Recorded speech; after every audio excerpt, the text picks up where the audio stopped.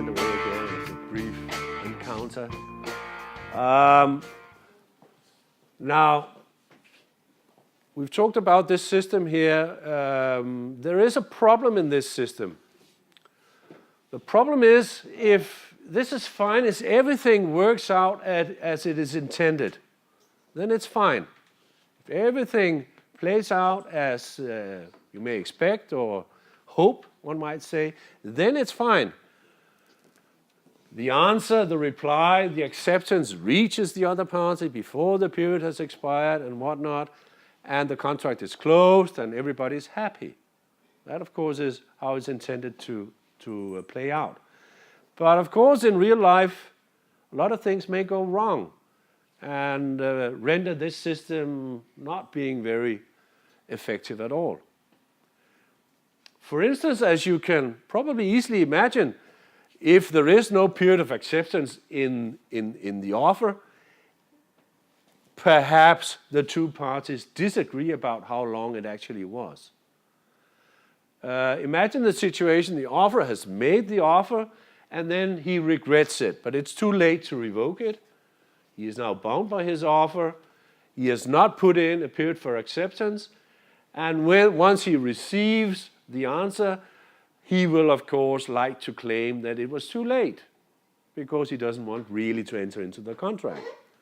Whereas the other party, of course, will have the opposite notion. So very easily, there may be a discussion about whether it's too late or not.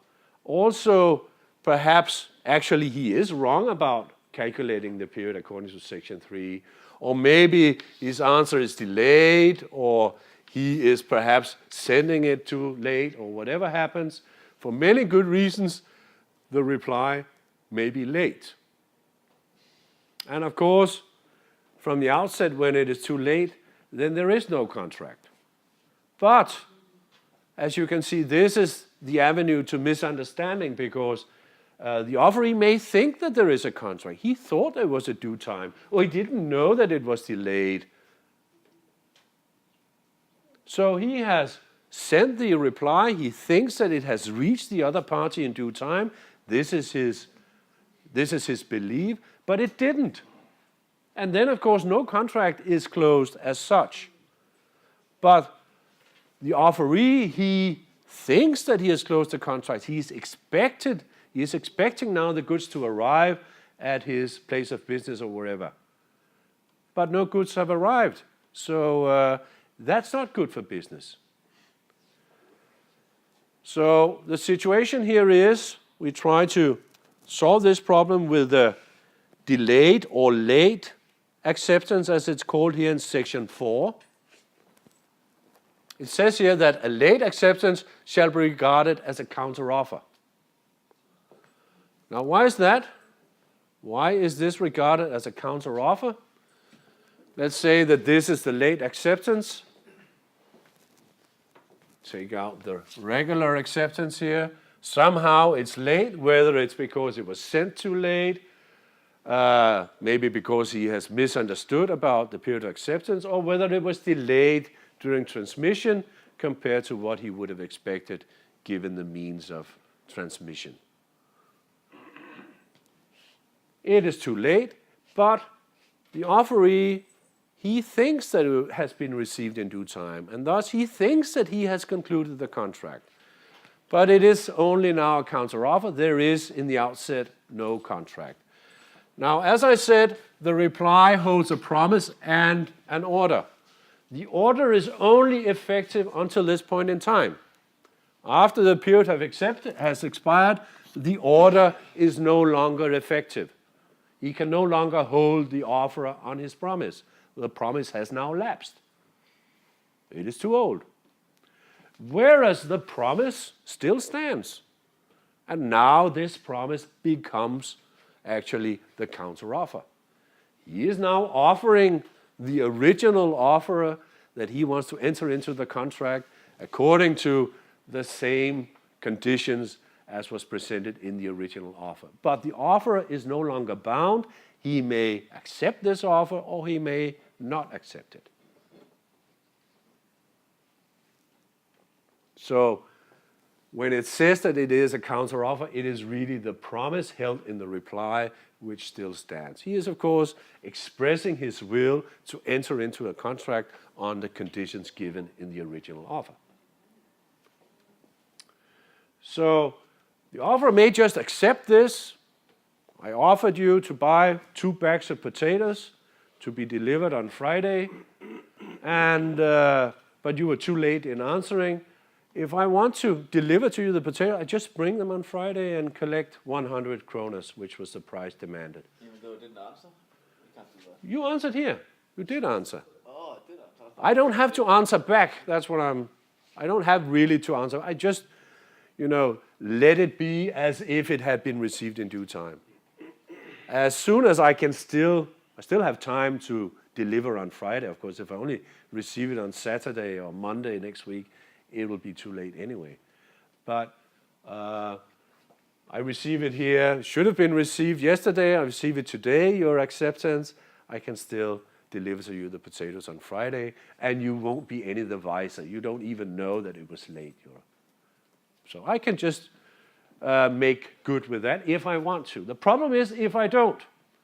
If the price of potatoes has gone up, or I already sold my potatoes to somebody else in the meantime, then of course I do not want to enter into the contract anyway. I don't have to, because I'm not bound. I'm no longer bound by my promise.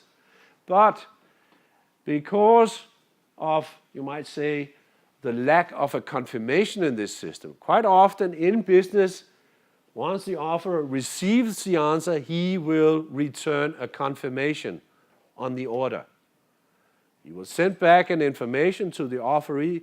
Yes, I have received your order, and it will be executed accordingly, and so on and so forth. Price, this much, and whatnot. That is an order confirmation. There is no requirement for that in the Act here. In business, according to business practice, often this is the case. But unless otherwise specified, even though there is no order confirmation, this is not a requirement for the contract to be binding. If the offerer can avoid the contract by not sending the confirmation, then the promise was never binding. Because if he can avoid the contract by not sending, confirming the offer, in that case, actually, if this is the case, then it was never an offer. Then it was just somebody, then he was only kind of giving the other guy some incentive to make him an offer. Then he can accept it or not by sending the confirmation or not. But normally, even though it is normal practice to do the confirmation, it does not mean that if he doesn't, that the contract hasn't been closed.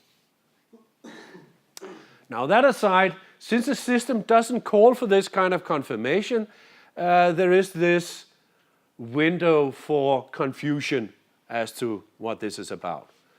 He thinks that the potatoes will arrive, but I already sold them to somebody else. So in the shop, he's already put an ad in the newspaper offering his customers the potatoes. He's cleared room in the shop for the potatoes, expecting them to arrive. But of course, not only he, also his customers will be disappointed. So this is not good for business. So in order to try to remedy this situation, in at least some of the cases, we have section 4, subsection 2. And it says here that this does not apply, however, this thing about the late acceptance being a counteroffer, this does not apply if the sender of the acceptance believes that it has been received in due time. If the sender of the acceptance, the offeree, you believe that it's reached me in due time, it has been received. It's not whether you sent it in due time or anything, it's whether it was actually received in due time, before the period expires, of course. You believe that to be the case because you actually sent it in due time and thus believe that it should have been received here, which it wasn't. For the movies. So he believes that it was received in due time, but it was delayed during transmission. So he enters into all these other things. He, buys advertising space in the newspaper and everything. But this does not apply if he believes it was received, not sent, but received. Please note. And this is important, there are two requirements here. Not only does he believe that it was sent in due time, the offerer must realize this. Meaning that I somehow must realize this. What is this? What is this? What is this? This is. He's in scrambles. I must realize that he believes that it was received in due time. He believes it was received in due time. I realize that he believes this to be the case, even though it actually isn't. If these two conditions are met, and I do not want to close the contract, I have to, as it says here, it says so, in such a case, if I do not intend to accept the reply, I must so inform the sender without undue delay. So in that case, I have to, without undue delay means right away. If you have something very pressing you need to do, then you can do it, but you shouldn't, go away and eat a huge lunch or take an afternoon nap or anything like that. Without undue delay means that you need to have good reason to delay transmitting the message here back to the offeree that, sorry, my friend, I received your answer. Unfortunately, it was too late, but given price fluctuations or whatever, I am not able to enter into the contract at these conditions at this point in time. Better luck next time. A very polite answer. And of course, given this, you might say that this is just good practice between business partners. One business partner realizes that his partner is somehow in disarray about whatever, then he, as a service to his partner, he should put him out of his misery, you might say. But here it is accentuated, his incentive to do the right thing, you might say, by the consequence. Because if he fails to give this message, or once the two conditions are met, he believes, I realize that he believes, I will right away or without undue delay return to you the message, clarifying the situation, hopefully avoiding you to take out the ad in the newspaper and disappointing your customers and this having further repercussions. That's what we try to avoid by this. If I fail to do so, even though as it says here, we should be aware, this is an element which we'll meet quite often. It says here that I must realize this. The offerer must realize this. It means that it's not actually called for that I did realize it. It's not a requirement that I actually did realize that you think that it was in due time. But I should have. Had I been more careful, perhaps I could have seen the postal stamp or the date of the letter or something, and I should have realized that it must have been delayed during transmission. But I didn't, because I was too careless. In that case, of course, I won't send back the message. But then I will be caught by the legal consequence which follows here, that if I fail to do so, a contract shall be deemed to have been concluded. So that, you might say, is my punishment or the incentive for me to be careful in these situations. If I'm not, I may risk, now we have a contract after all. I don't know. I don't know about the contract because I didn't realize the situation. I should have, but I didn't. The result may be again that I'll have to pay compensation. Or maybe you call me on Friday and I can still, run out and offer you the potatoes. If I have any left, but so be it.